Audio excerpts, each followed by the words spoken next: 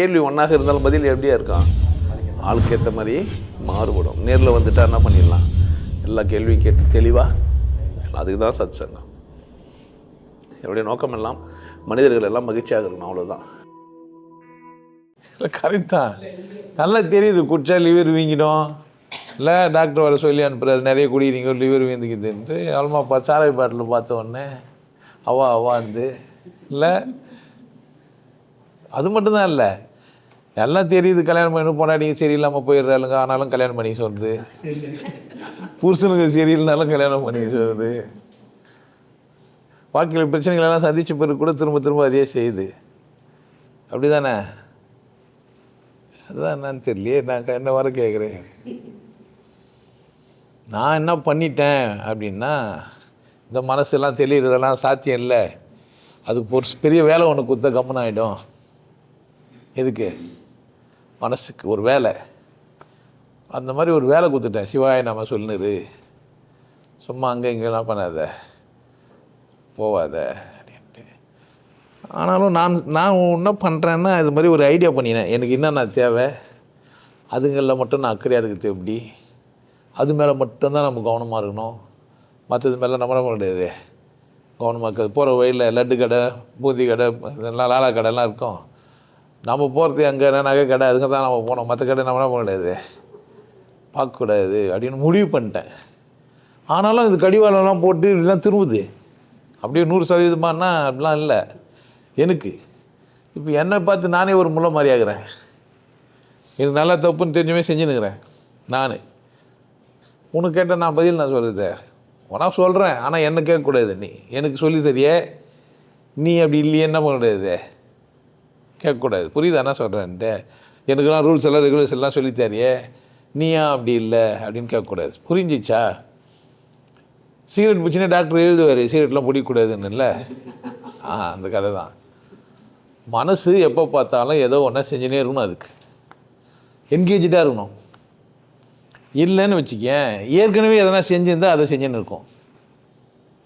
புதுசாக ஒன்றை சொல்லி கொடுத்து அதில் ரொம்ப ஆர்வமாகி அதையே செஞ்சுன்னு இருந்தால் வேறு ஒன்றும் செய்யாது. புரியுது அப்படி சொல்கிறேன்னே? ஆனால் நம்ம என்ன பண்ணலன்னா, புதுசாக ஒன்று தெரிஞ்சுன்னு அது மேலே நம்ம அக்கறையாக இல்லை. புதுசாக ஒன்று கற்றுனாலும் அதுவும் பொறுப்பாக இல்லை, அங்கேயும் அதே அசிங்கம் வர தெரியுது. தண்ணி குடிக்கிறதுக்கு, சினிமா பார்க்குறதுக்கு, செக்ஸ் படம் பார்த்துட்டு போனால் என்ன அப்படின்ற மாதிரி ஆகிடும். எப்படியும் வீடியோ பார்த்துன்னுக்குறோம், அதெல்லாம் உன் கத்துற வீடியோ பார்த்தா நல்லது தானே இருக்குது அப்படின்னு தோணும் மூளைக்கு. எப்படியும் சாவ போகிறோம், நல்லா சரக்கு கழிச்சிட்டு சாவலாம் தோணும். கரெக்டாக ஒரு நியாயம் சொல்லுதா இல்லையா? அப்போ திருந்தெல்லாம் இல்லை. இது அதுக்கு தேவைப்படுது ஏதோ ஒன்று. என்ன தேவைப்படுது அப்படின்னு கேட்டால், நான் யார், நான் எங்கேருந்து வந்தேன், எது போனேன்னு எனக்கு தெரியாத வரைக்கும் இப்படி தான் கண்டதை செஞ்சுன்னு இருக்கும். நான் பிறந்தேன் செத்துருவேன், பிறந்தேன் நான் என்ன பண்ணுவேன், செத்துருவேன். நிலையானவன் இல்லை. இந்த உலகத்தில் முழுசும் நான் அனுபவிக்க முடியாது. எனக்கு கொடுத்ததோடு தான். எனக்கு தெரிஞ்ச 4 பேருக்கு நல்லவங்க பேர் வாங்கணும். நான் எனக்கு தெரிஞ்ச 4 பேருக்கு, உலகத்தில் இருக்கிற எல்லாருக்கிட்டையும் நான் நல்ல பேர் வாங்க முடியாது. எனக்கு ஏதோ ஒரு 4 பேர் கொடுத்துருப்பாங்க, பொண்டாட்டி புள்ள குடும்பம்னு இருக்கும். எல்லோரும் என்ன நல்லா வச்சுக்க முடியாது என்னால். ஆனால் எனக்கு தெரிஞ்சவங்களே நல்லா வச்சுக்க முடியும். அதனால் மனசுக்கிட்ட சொல்லணும், மனமே கேள், உங்களெல்லாம் பாரு, இது மட்டும் என்ன பண்ணு, வேலையை வச்சுக்கோ, எல்லாத்துலேயும் அளவு இருக்கோ, ஏதோ ஒன்றா செஞ்சுன்னு போ. ஆனால் எப்படி இரு, அளவாக இரு. ஏன்னா நீங்கள் முழுசும் முடிக்க பார்த்தீங்கன்னா தான் திரும்ப திரும்ப செய்யுது இது. அதுக்கிட்ட சமாதான உடன்படிக்கை எப்படி வச்சுக்கணும் அப்படின்னு கேட்டால், கொஞ்சம் கொடி அளவாக கொடி, ஒரு சுற்று ஒன்றும் அளவாக இரு, உதரித்தனம் பண்ணு அளவாக இரு, அளவு. புரியுது என்ன சொல்கிறேன்ட்டு? முழுசும் அதுலேருந்து வெளியே வரலன்னா சாத்தியப்படாது, அது கோவப்பட்டுரும். அது எப்படிங்க என் மனசு தானே கோவப்படுதுலாம் சொல்ல முடியாது. நம்ம கட்டுப்பாட்டில் நிறைய பேர் கட்டுப்பட்டு தான் சும்மா சொல்லுங்கிறாங்க. நிறைய பேர் அவங்களே கட்டுப்படுத்துறது இல்லை. கொஞ்சம் கஷ்டம். பயிற்சியெல்லாம் செஞ்சு ரொம்ப நாள் பயிற்சி பண்ணி மனசை ஒழுங்காக்கி ஒருநிலைப்படுத்தி அமைதியாக்குறதுன்றது கொஞ்சம் சாத்தியமான வேலை இல்லை, இமிடியேட் கிடையாது. ரொம்ப நாள் ஆகுது. அது வரைக்கும் அளவாக வந்துன்னு பயிற்சியை ஒழுங்காக செஞ்சுனே வந்தேன்னா, நான் கொடுக்குற பயிற்சியை ஒழுங்காக செஞ்சுனே வந்தேன்னா வெளியே நீ வேதனைப்படுற மாதிரி வாழ வேணாம். சொல்கிறல்ல நான் தப்பாக செஞ்சிட்றேன், அதுக்கு வழிக்குதான்ட்டு. ஆனால் இது இமிடியேட்டாக ஆகாது. சிகரெட்டை விட்டுடலான்னு நினைக்கும் போது தான் இன்றைக்கி கடிச்சு சிகரெட்டுன்னுவேன், நாளைக்கு போய் திரும்ப ஒரு பாக்கெட்டு முடிச்சிக்கலாம். எப்படியும் 2 நாள் ஆச்சு, திங்கள் செவ்வாய் ஆயிடுச்சு. நமக்கு திங்கக்கிழமை தான் 2 நாள் முடிஞ்சோன்னு ஒரு 4 நாள் சீக்கிரமாக சிகரெட் நிறைய பிடிச்சிட்டு அடுத்த ஞாயிற்றுக்கிழமை என்ன பண்ணா விட்டுருவோம். இந்த ஜனவரி பார்த்தீங்கன்னா டிசம்பர் மாதம் குடிகாரனுங்கள்லாம் அப்படி குடிப்பானுங்க. கடையெல்லாம் எப்போ சேல்ஸ் நிறையா ஆகும். ஏன்னா நம்ம ஒன்றாந்தேதி என்ன பண்ணக்கூடாது, குடிக்கக்கூடாது அப்படின்னு குடிக்காமல் விட்டுருவான். ஒன்றாந்தேதி காலையில் ஏந்து போது தலைவலிக்கும், குடிச்சா அடுத்த வருஷம் பார்த்துக்கலான்னுவான். புரியுதா? நான் என்ன சொல்கிறேன், அதெல்லாம் அவன் அடுத்த வருஷம் இந்த வருஷம்லாம் கிடையாது. குடிக்குவானாவோ ஏதோ தப்பு என்ன நீ தப்பு நினைக்கிறியோ அந்த தப்பை நான் என்ன பண்ண போகிறேன், இனிமேல் பட்டு அளவாக செய்வேன் அப்படின்ட்டு ஒரு அளவு வச்சுக்கோ. அதே மாதிரி அலாரம் வச்சு எழுந்துக்கோ, அலாரம் வச்சு சாமி கும்பிடு. பக்தியெல்லாம் எல்லாருக்கும் வர்றதில்லை, எப்போதும் கடவுள் நினைக்கிறது சாத்தியம் இல்லை சராசரி மனுஷங்களுக்கு. என்ன மாதிரி இங்கே வந்துட்டேன்னா என் கடவுளை விட்டுட்டு வேறு ஒன்றும் செய்ய முடியாது. சரக்கச்சா கூட கடவுள் தான், அது வேறு கதை. அங்கே எப்படி இருக்கலாம் அப்படின்னு கேட்டேன்னா அலாரம் வச்சு சாமி கும்பிடலாம், 1 மணி நேரத்துக்கு ஒரு முறை.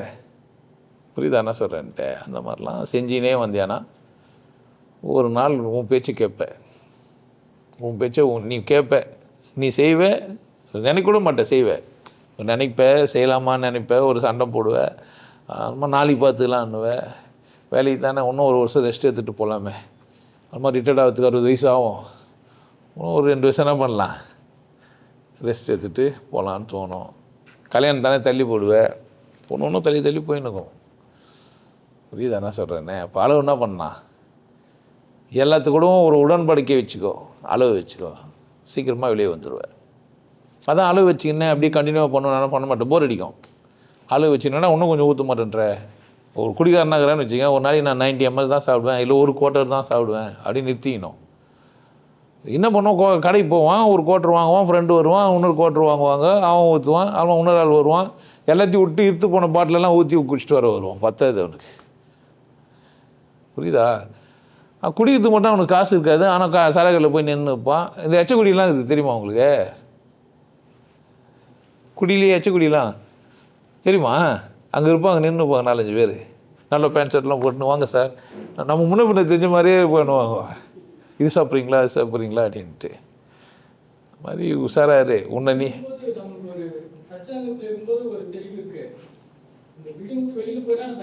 அதான் நிறைய இப்போ நிறைய பேர் இங்கே ஏமாற்றிட்டு அங்கே தான் சாமியார்கள்லாம் எப்படி ஏமாற்றுவான்னு கேட்டீங்கன்னா, உட்காந்துன்னு அப்படியே பக்தி பூர்வமாக அங்கே போனோன்னே அப்படியே நல்லவனா அப்படியே எகிரி குச்சி இன்னும் நோ பண்ணிட்டு வருவேன். அங்கே போய் வீட்டுக்கு வந்து 3 நாள் 4 நாள் தான். இதெல்லாம் எக்ஸ்பீரியன்ஸ் இருக்கு. அவங்க போனால் அப்படியே சைவம் தான் சாப்பிடுவேன், கஞ்சி தான் குடிப்பேன், கூழ் தான் குடிப்பேன், தலைகீழே இருப்பாங்க. வீட்டுக்கு வந்தோன்னே எப்படா கறி வாங்கி பெரட்டுறதுன்னு இருக்கும். அங்கே போனால் அது மாதிரி ஆகிடும்.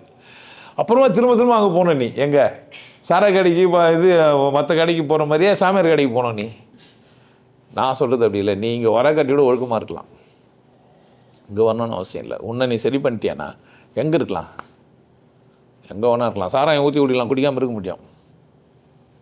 புரியுதா? விபச்சாரி தெருவிலேயே பத்தினியாக வாழ்கிறவங்களாம் இருக்கிறாங்க. அதனால் எல்லாத்துலேயும் நம்மளை கட்டுப்படுத்த நமக்கு தெரிஞ்சிச்சேன்னா, நம்மளுடைய அளவு நமக்கு புரிஞ்சிச்சேன்னா நம்ம நல்லா வாழலாம். உங்களுக்கு எல்லாருக்கும் ஒரு விஷயம் சொல்கிறேன், ஆனந்த வாழ்வு அப்படின்ற ஒரு கோர்ஸ் யூடியூப்பில் போட்டு வச்சுக்கோங்க. Happy life course. நீங்கள் மெம்பர் ஆனீங்கன்னா ஆனந்த வாழ்வு கோர்ஸை நேரடியாக நீங்கள் யூடியூப்பில் பார்க்கலாம். ஃபேமிலியாக டிவியில் போட்டு என்ன பண்ணலாம், எல்லாரும் ஃபேமிலியாக போட்டு பார்க்கலாம். ஒருத்தர் தான் சப்ஸ்கிரைப் பண்ணீங்க, 5 பேர் 6 பேர் என்ன பண்ணலாம், நீங்கள் அதை பார்க்கலாம். வாய்ப்பு பயன்படுத்திக்கப்பா.